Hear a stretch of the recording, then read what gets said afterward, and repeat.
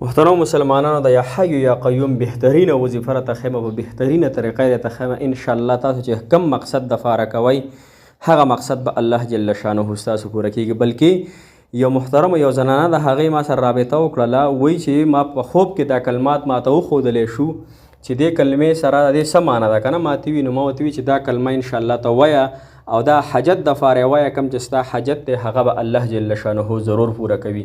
محترمو دی کې علما کرام فرمایي چې دا اسم اعظم هم دی او دا د حاجتونو لره، پریشانو لره، غمونو لره الله جل شانه زبردست دو نمونه دي. یا حی یا قیوم محترمو، الله جل شانه دا ذات دی چې هغه همیشه ژوندی دی، نه هغه باندې مرګ راځي، نه پکې فرکالی راځي، نه ولا خوب راځي. نو محترمو د دې وظیفې سره به الله جل شانه زما او ستاسو حاجتونه پوره کړي انشاءالله. پریشانی به ختمې کړي. پریشانی څوک ختمول؟ زما او ستا دا عقیده په الله تعالی باندې سمه شي چې پریشانو ختمولو والا ذات څوک دی؟ صرف رب العالمین دی. صحیح شوه؟ مشکل کشا، حاجت روا، بیمار له صحت ورکوونکې، قرضونو لره ختموونکې محترمو دا الله جل شانه دی چې زمونږ لومبی عقیده دا وي. او پاتې شوه د وظیفو خبرانو. وظیفې داسې یو وسیله د محترمو، دا د الله تعالی نومونه دي، د الله تعالی وظایف دي. نو په دې سره به د الله تعالی نه غواړو مو تاسو، نو الله تعالی به راله اجر هم راکوي، د دنیا و آخرت خوشحالی به هم راکوي او جنت به هم راکوي او مشکلات به فی سبیل الله انشاءالله زما او ستاسو ختمیږي.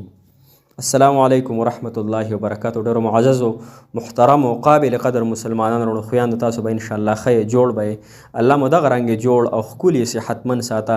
او څونه تورسري زنانه دي نکاحګانې نه دي شوي، رب العالمین دې ورته بهترینې نکاحګانې د خپل محبت والا ورکړی کیږي چې څوک وخت یو یا یې نه دي خوښ خو دینداره کورنۍ کې د الله تعالی ورته رشتې ورکړي. او هغه زما نوجوانان وروڼه چې زما وظایف ګوري الله جل شانه دې هغوی ته کامیابی ورکړي د دنیا او د آخرت.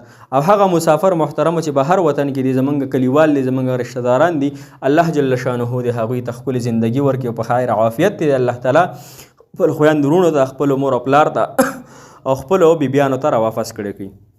محترم نن زمونږ وظیفه د یا حی یا قیوم ده چې دا یو بهترینه وظیفه ده او د حاجتونو لره پوره کوونکې وظیفه ده. محترمو دا وظیفه داسې وظیفه ده محترمو چې انشاءالله العزیز کم انسان دا وظیفه د زړه په اخلاص سره وکړي، د زړه په کومې سره دا وظیفه وکړي، نو الله جل شانه به دغه انسان حاجات هغه پوره کوي، د دغه انسان پریشانی به الله جل شانه ختموي او ضرور به ختموي. صحیح شوه؟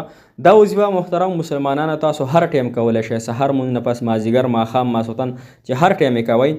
او دا محترم مسلمانانو تاسو صرف او صرف 11 پیرې به مخکې درود ابراهیمي وایئ او 11 پیرې به وروسته درود ابراهیمي وایئ او منځ کې به دا وظیفه 314 پیرې تاسو وایئ. صحیح شوه؟ لومبیا به د 11 پیرې درود ابراهیمي وي، به 314 پیرې د وظیفه وکړي، بیا به 11 پیرې درود ابراهیمي وي. د هغې نه پس محترم مسلمانانو تاسو یو سجده ولګوئ.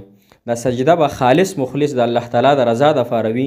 دغه سجده چې تاسو کله ولګوئ، په دغه سجده کې به د الله جل شانه دا ټکې لولئ او خپل تندې او پوزه به هغې رب ته راکاږئ او رب فرمایي چې ما د انسان په ټولو حالتونو کې د ټول نه نږدې په حالات کې د سجدې په وخت کې، نو سجده چې تاسو کله ولګوئ خپل تندې او خپله پوزه دا په دې مسله باندې او په دې درۍ باندې راکاږي او رب ته زاري کوئ، الله زه عاجز یم، الله ته لوی، الله زه ښکته یم، الله ته بره ی، الله ته ورکولو والا ذات یې، الله زه حاجتمند یم، الله ته مشکلاتو ختمولو والا یې، الله زه مشکلاتو لره، الله زه غوښتونکی یم، الله ما زما د حاجتونه پوره کړي، زما دا مسلې ختمې کړي انشاءالله.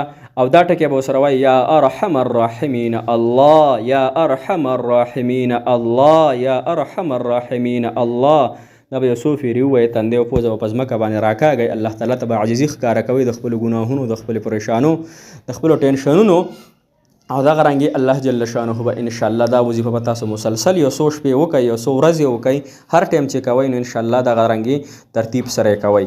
صحیح شوه؟ انشاءالله. او د هغې نه پس لږه لږه صدقه د خپل حاجت د پوره کېدو دپاره الله دا صدقه ورکوم، الله دې دپاره زما د حاجت پوره شي، الله ته صدقه ورکوم دې دپاره زما مشکل اسان شي، الله الله ته زما د مشکلات او پریشانۍ ختمې کړي انشاءالله. د صبر د صدقې برکات وي، سبا زمونږ د دغې وظیفې برکات وي او رب نه به ناامیدي نه کوو. ښه نو امیدي دې ته وایي چې بس مونږ وایي چې زمونږ وظیفې نه قبلیږي، دا نه امیدي ده. ښه مونږ به وایو چې زمونږ کې څه چل دی، موږ په خپله به موږ کې څه پرابلم دی د دې وجې نه الله تعالی زموږ وظیفې نه قبلوي. یا زه ګناهګار یم یا زه وظیفه په صحیح طریقې نه کوم یا په دې کار کې زما خیر نشته دی. صحیح شوه. نو دې درې وجو نه اکثریت د خلکو وظایف نه قبلیږي. لہذا موږ به ناامیدي نه کوو، رب نه به غواړو، رب په غوښتلو خوشحالیږي او په نه غوښتلو خفه کیږي. انشاءالله الله تعالی به ضرور یو ورځ راشي، داسې راشي چې الله تعالی به خامخا راکوي. الله تعالی مو خوشحاله او آباد ساتي. الله تعالی مو کامیاب کړه. جزاک الله خیره.